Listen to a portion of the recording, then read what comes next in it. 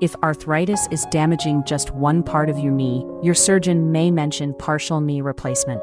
The knee has 3 compartments. When arthritis damages just one, the surgeon can resurface that single area with an implant.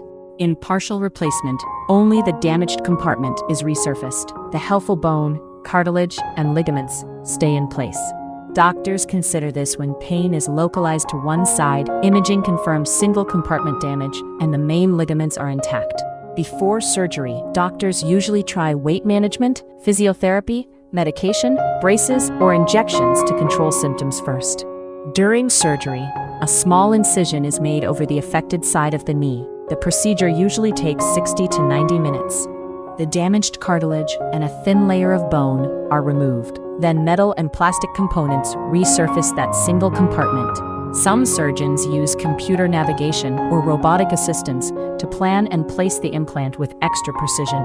Many patients stand within hours of surgery. Hospital stays are commonly 1 to 3 days, sometimes even shorter. Over weeks, patients move from crutches to a stick to walking unaided. Physiotherapy builds strength, balance, and motion.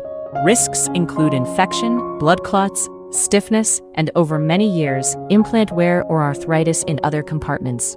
Long-term data show most partial knee implants keep working well for 10 to 15 years, and many last longer.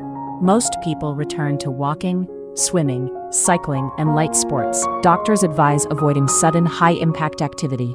Did you know you can get this treatment abroad at the same quality you'd get in the US or Europe for a fraction of the cost? Ginger Healthcare is one of the world's most trusted medical travel companies. It helps patients to find safe and affordable care in India, Thailand, Turkey, Singapore, Dubai, Malaysia, and more. Visit ginger.healthcare or check the description for details.